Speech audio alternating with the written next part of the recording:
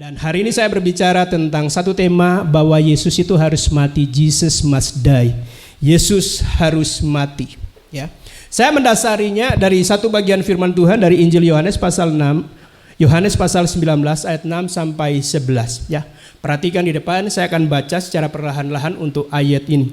Ketika imam-imam kepala dan penjaga-penjaga itu melihat dia, yaitu melihat Yesus, berteriaklah mereka, salibkan dia, salibkan dia.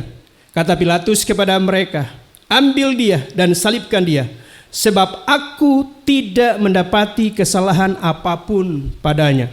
Ayat 7, jawab orang-orang Yahudi itu kepadanya, kami mempunyai hukum, dan menurut hukum itu ia harus mati, sebab ia menganggap dirinya sebagai anak Allah. Ayat 8, ketika Pilatus mendengar perkataan itu bertambah takutlah ia. Ayat 9, lalu ia masuk pula ke dalam gedung pengadilan dan berkata kepada Yesus, dari manakah asalmu? Tetapi Yesus tidak memberi jawab kepadanya. Maka kata Pilatus kepadanya, tidakkah engkau mau bicara dengan aku? Tidakkah engkau tahu bahwa aku berkuasa untuk membebaskan engkau dan berkuasa juga untuk menyalibkan engkau? Ayat 11, Yesus menjawab, engkau tidak mempunyai kuasa apapun terhadap aku, jikalau kuasa itu tidak diberikan kepadamu dari atas. Mari kita lihat dari bagian yang kita baca ini beberapa hal yang sangat penting sekali untuk kemudian kita bisa pelajari bersama. Hal yang pertama adalah bahwa pengadilan daripada Tuhan itu dilakukan secara Romawi, ya, mau dieksekusi secara Romawi, tetapi tuntutannya adalah berdasarkan kepada hukum Taurat. Makanya ketika dibawa kepada Pilatus memeriksa perkara itu, apa yang didapati oleh Pilatus? Tidak ada kesalahan apapun. Jadi clear bahwa Tuhan itu tidak ada kesalahan. Kemudian mereka mau untuk membawa dakwaannya berdasarkan kepada tuntutan secara Taurat. Karena dia menyebut sebagai anak Allah, itu dianggap sebagai apa? Sebagai suatu penghinaan, ya, sebagai suatu hukuman, kesalahan, ya. Jadi kesalahan karena dianggap penistaan. Makanya kemudian para imamnya dan para penjaganya berkata, salibkan dia. Apa yang aneh di sini? Tuntutannya secara Taurat, eksekusinya secara Romawi. Tidak bisa akan masuk, saudara, ya. Karena kalau tuntutannya secara Taurat, harusnya eksekusinya secara Taurat. Kalau memang dianggap itu sebagai suatu penghinaan karena menyebut dirinya sebagai anak Allah, maka hukumannya harus dilempar dengan batu. Benar, saudara, ya? Benar, harus dilempari dengan batu. Seperti yang dialami oleh Stefanus, ya, atau ya ketika di zamannya Yosua saat Akan bin Karmi, ya, itu melakukan sebuah pelanggaran, maka kemudian seluruh orang melemparinya dengan batu. Perhatikan saat ketika para ahli Taurat, imam-imam kepala membawa perempuan yang didapati bersinah, dikatakan menurut hukum Taurat, orang yang perempuan yang bersinah ini patut untuk kemudian dilempari dengan batu. Nah, Tuhan kan kemudian berkata, siapa yang tidak berdosa silakan mengambil batu pertama. Jadi kalau yang namanya hukum Taurat, eksekusinya harus Taurat. Jadi kalau kemudian secara Romawi nggak bisa dieksekusi, nggak bisa disalibkan. Tapi kita tahu bahwa skenario daripada semua apa yang akan dilakukan oleh Tuhan datangnya dari Tuhan, saudara, ya. Datangnya dari Allah, bahwa dia bukan mati dilempari dengan batu, dia harus disalibkan, ya. Dan di sini sebetulnya Pilatus itu tidak memiliki wewenang apapun. Ketika kemudian dia berkata, apakah engkau tidak berbicara? Aku memiliki kuasa untuk menyalibkan engkau dan untuk membebaskan engkau. Yesus berkata, menjawab Pilatus, engkau tidak memiliki kuasa apapun kalau itu tidak dikaruniakan dari atas. Jadi soal disalibkan atau dibebaskan bukan wewenang Pilatus. Tapi siapa? Itu skenario dari Tuhan, bahwa Yesus harus mati. Benar, saudara, ya, harus matinya dengan cara disalibkan.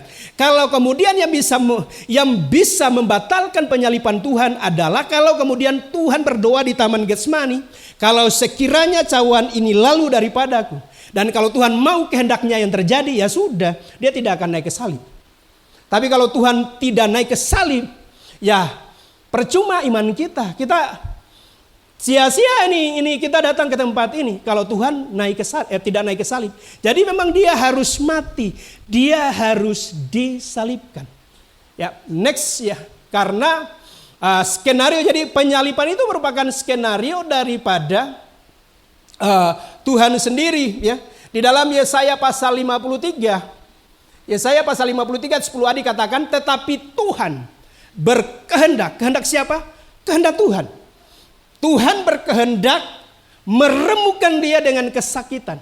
Karena itu jalan untuk kita mengalami pengampunan dosa, mengalami keselamatan. Jadi tidak ada jalan lain, saudara. Tuhan itu memang harus mati.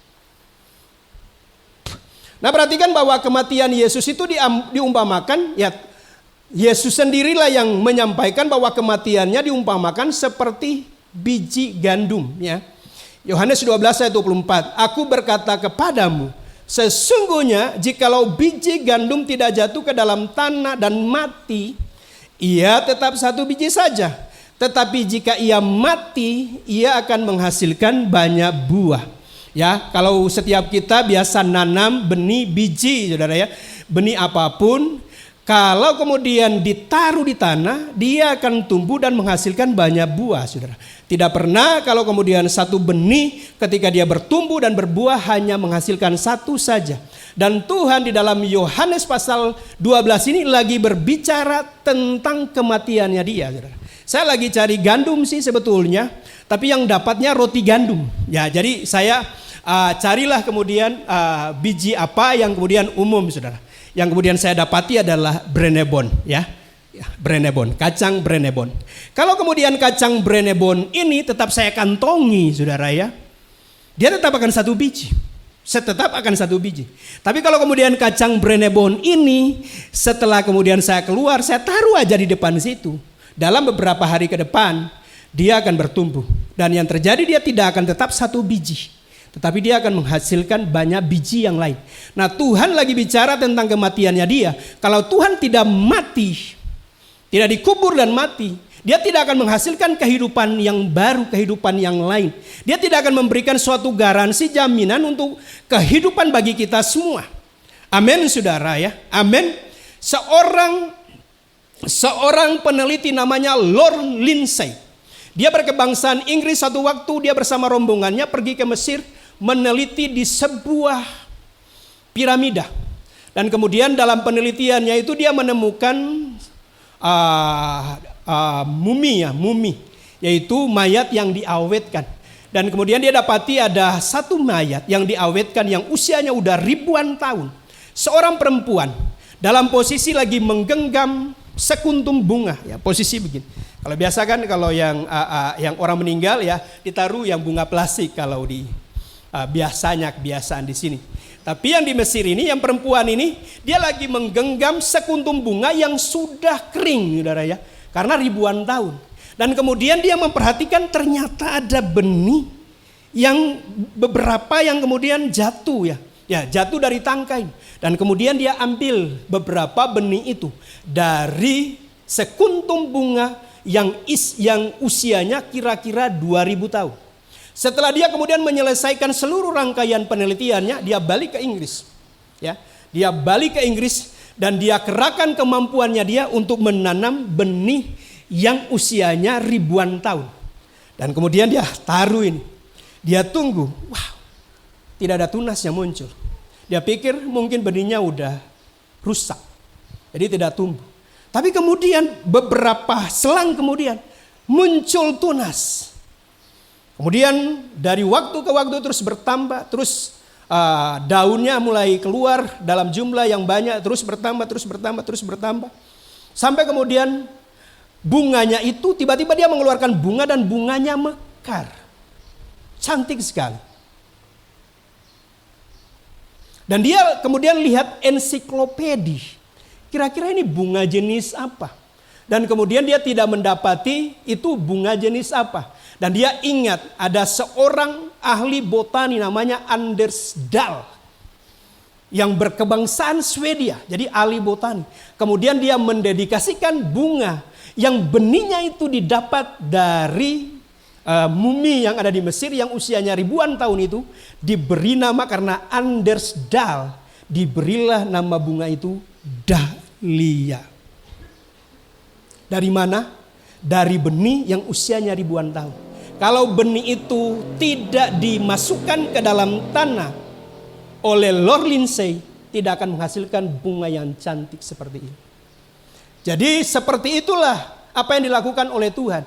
Bahwa Yesus itu harus mati sebagai jalan pengampunan dosa, sebagai jalan penebusan. Yesus mati bukan karena pengkhianatan dari Yudas Iskariot.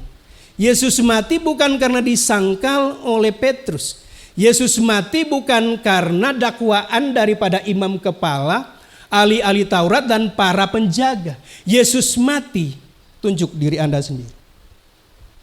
Karena saya, karena dosa saya, karena pelanggaran saya.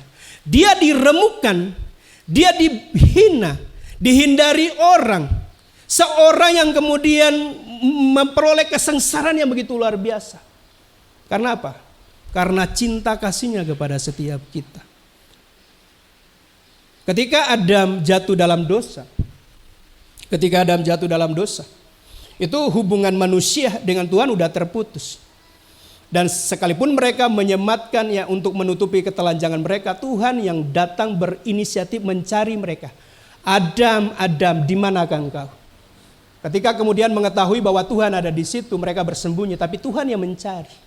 Nah, sama Yesus yang mengambil inisiatif dengan kerelaannya dia meninggalkan kesetaraannya dengan Bapa yang harusnya itu milik yang harus dipertahankan, tapi dia tidak mempertahankan itu untuk mengambil rupa manusia yang berdosa harus dengan penebusan manusia yang lain yang tanpa dosa.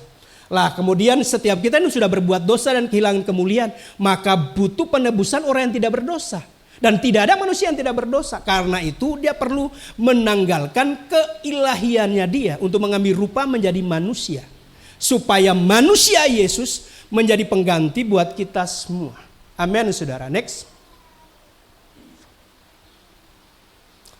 Yesus mati itu untuk apa? Untuk menunjukkan keadilan dan kasih daripada Allah. Bayangkan kalau kemudian di dalam Roma 6 ayat 23 bahwa semua orang telah berbuat dosa. Ya. Roma 3:23 semua orang telah berbuat dosa dan kehilangan kemuliaan Allah. Dan kemudian karena berbuat dosa itu upah dosa itu maut. Maka eksekusi kalau pengadilan itu ya kita harus dihukum mati saudara. Maut. Tetapi kalau kemudian semua orang berdosa dihukum dengan kematian, di mana kasih Tuhan, saudara? Bukankah kasihnya begitu besar? Tapi kalau kemudian manusia itu dibebaskan karena Tuhan mengasihi kita tanpa ada sebuah penebusan, berarti Tuhan tidak adil, saudara. Sama seperti di sebuah sidang. Ini sidangnya menarik sekali karena hakimnya dikenal dengan hakim yang sangat adil, tidak bisa disuap. Katakanlah seperti Judge Bao, Hakim Bao, saudara ya. Dan dia sudah memiliki reputasi yang seperti itu. Satu hari ruang pengadilan itu begitu dipenuhi oleh banyak sekali pengunjung karena peristiwa yang sangat langka. Di mana kemudian yang duduk di dalam kursi terdakwa itu adalah anaknya sendiri. Dan kemudian pandangan daripada orang-orang di sidang terbagi dua. Yang berkata, oh dia harus adil, dia harus jatuhi hukuman mati sesuai dengan perbuatan. Oh yang lainnya kemudian berkata, oh dia harus bebaskan karena itu anaknya sendiri. Masa kemudian dia tidak menunjukkan kasih sayangnya kepada anaknya, masa anaknya harus dihukum? Nah itu kan situasi yang dilematis. Dan kemudian ditunggu-tunggu untuk keputusan daripada hakim itu. Dan dia menjatuhkan hukuman mati kepada anak. Dan ruang pengadilan begitu terdiam. Karena dia menunjukkan bahwa keadilan harus ditegakkan. Sekalipun yang ada di depan ini terdakwa itu adalah anaknya. Tapi dia posisinya hakim, saudara, hakim. Dan itu terdakwa. Tapi selang beberapa waktu setelah kemudian semuanya sudah pengadilannya sudah selesai, dia tanggalkan jubah hakim. Dan kemudian berkata dalam posisi sebagai ayah, sebagai hakim, aku harus menjatuhi hukuman mati. Tapi sebagai ayah aku menunjukkan kasihku kepada anakku. Dengan cara apa hukuman itu harus ditimpakan kepadaku. Maka dengan demikian terpenuhilah rasa keadilan dan kasih sayang di dalam pengorbanan. Tuhan kita itu karakternya adil. Karakternya juga penuh kasih. Keadilan dan kasih sayang itu dia tunjukkan dengan apa? Memakukan putra tunggalnya di Kalvari. Supaya keadilan upah dari dosa maut itu terpenuhi. Dan kasihnya kepada kita terpenuhi. Melalui apa? Melalui pengorbanan. Karena itu begitu besar kasih Allah akan dunia ini. Itu sesuatu hal yang merupakan anugerah yang kita peroleh, saudara. Amin, saudara ya. Tidak ada orang yang mau mungkin untuk orang baik ada yang mau berkorban, saudara. Tapi untuk orang jahat siapa yang mau berkorban? Tapi Tuhan mau mati selagi kita masih berdosa. Betapa luar biasanya apa yang dilakukan. Next. Dan ini bagian yang terakhir. Setelah itu saya ingin melakukan sebuah refleksi daripada ayat di bagian yang terakhir ini. Yesus mati untuk pertukaran ilahi. Yesaya 53 ayatnya yang ke-4 sampai 6 dikatakan begini. Tetapi sesungguhnya penyakit kita lah yang ditanggungnya. Dan kesengsaraan kita yang dipikulnya. Padahal kita mengira dia akan tulah, dipukul dan ditindas Allah. Tetapi dia tertikam oleh karena pemberontakan kita. Dia diremukkan oleh karena kejahatan kita. Ganjaran yang mendatangkan keselamatan bagi kita ditimpakan kepadanya. Dan oleh bilur-bilurnya kita menjadi sembuh. Kita sekalian sesat seperti domba. Masing-masing kita mengambil jalannya sendiri. Tetapi Tuhan telah menimpakan kepadanya kejahatan kita sekalian. Salib itu adalah pertukaran. Dosa kita dipakukan di salib. Untuk kita memperoleh anugerah berkat. Memperoleh pengampunan. Penyakit kita dipakukan di salib. Supaya kita memperoleh kesembuhan. Setiap kutuk kita dipakukan di salib. Supaya kita memperoleh kebenaran. Karena kebenaran itu yang memerdekakan setiap kita. Setiap kutuk, mungkin kutuk kemiskinan, kegagalan dipakukan di salib. Supaya kita memperoleh kemakmuran, kelimpahan dari Dia. Dan hari ini setiap kita boleh nanti secara bergantian. Saya menyediakan banyak lembar kertas. Dan ini cukup untuk kita semua. Karena saya taruh di sini ada 135. Tulis di sini. Setiap orang bisa datang ya ke depan. Dan semuanya kemudian memakukan dosa. Kalau ada ikatan dengan kuasa kegelapan. Ya. Kalau ada ikatan mungkin dengan minuman-minuman keras, dengan rokok, dengan pornografi, ya bisa ditulis di sini secara spesifik. Kemudian itu dipakukan dan ambil kebenaran. Kebenaran itu akan memerdekakan. Dan saya berdoa tindakan daripada setiap kita benar-benar terjadi pertukaran pada siang hari ini. Bisa memahami, bisa langsung datang ya kalau kemudian sudah siap. Saya memberikan kesempatan di dalam waktu untuk semuanya bisa memakukan dosanya di depan, saudara. Atau kutuk-kutuk. Yang orang yang mengalami mungkin kegagalan demi kegagalan di dalam bisnis, dalam pekerjaannya. Atau di dalam hal apapun itu bisa taruh misalnya kutuk kemiskinan atau kutuk kegagalan. Dan kemudian bisa ambil sendiri dan pakukan di salib ini. Dan kemudian ambil kemakmuran atau ambil kebenaran. Yang sudah siap bisa langsung maju ke depan.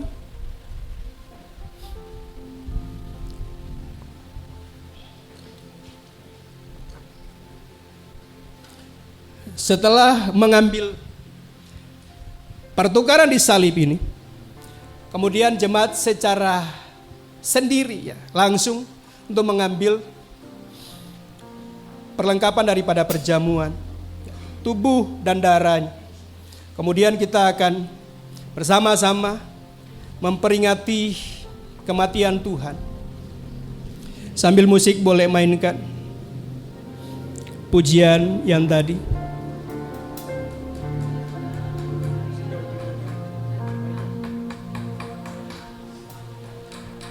Yang butuh bantuan ya nanti bisa dibantu oleh jemaat sekalian.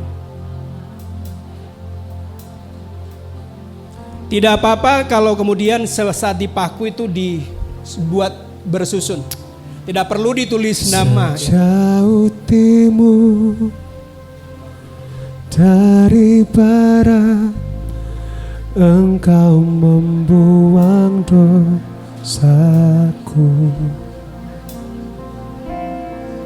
Tiada kau ingat lagi kesalahanku.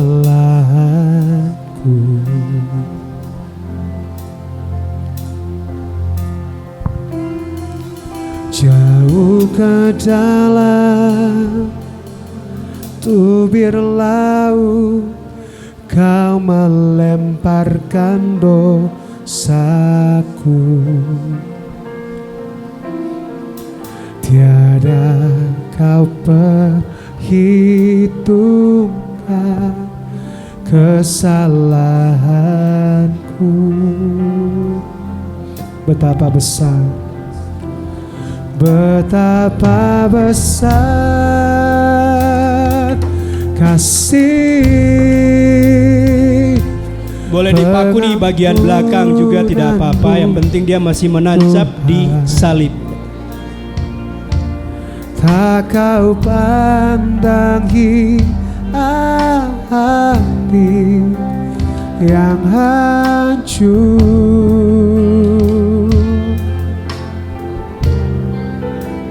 Ku berterima kasih kepadamu ya Tuhan.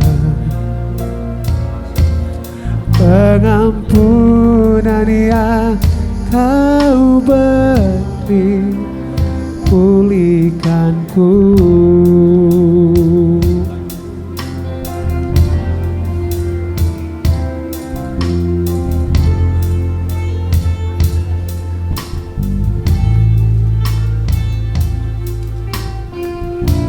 Boleh memutar ya untuk dipaku di bagian belakang.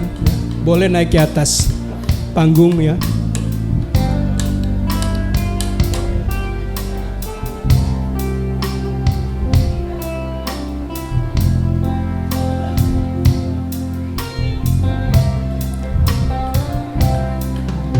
Tidak apa-apa dibuat tersusun ya.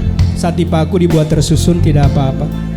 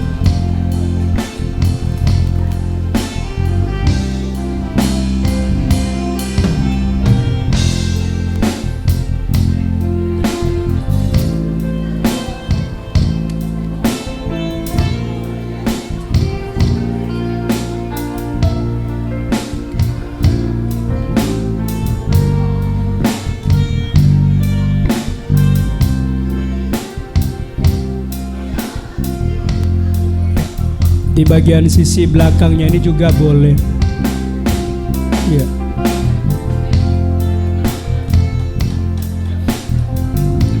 Yang sudah ya membuat pertukaran langsung mengambil perlengkapan perjamuan. Sambil kita tetap menjaga suasana.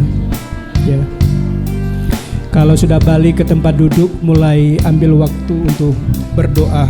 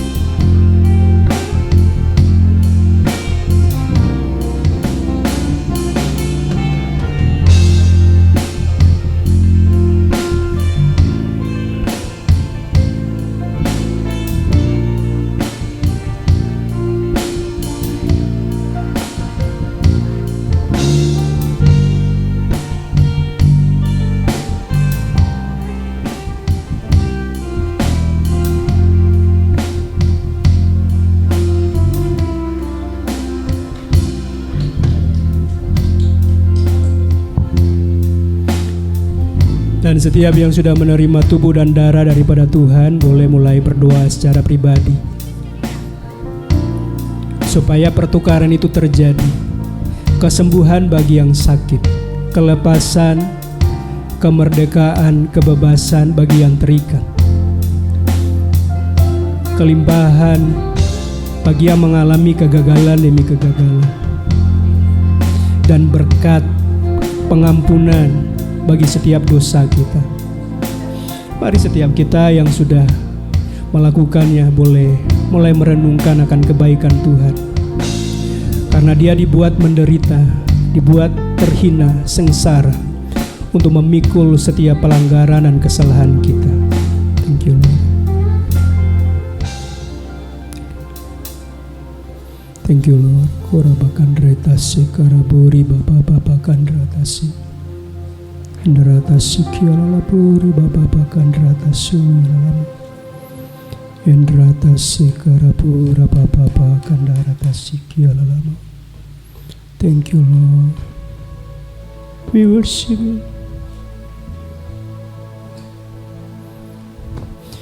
Yang sudah menyelesaikannya boleh bangkit berdiri. Telah kulihat bukti kasih-Mu, Kau menderita gantikanku. Dengan darah-Mu, keselamatanmu, kini ku hidup menyenangkan-Mu. Telah kulihat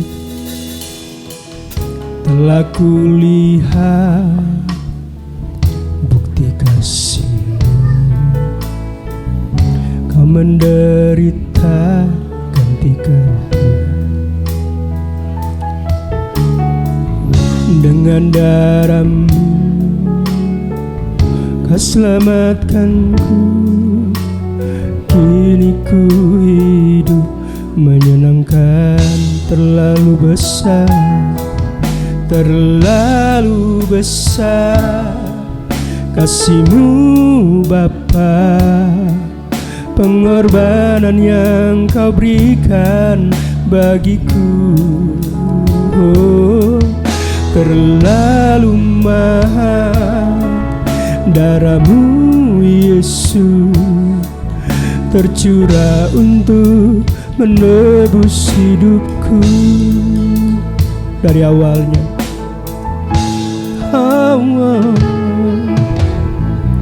telah kulihat bukti kasih-Mu, Kau menderita gantikanku.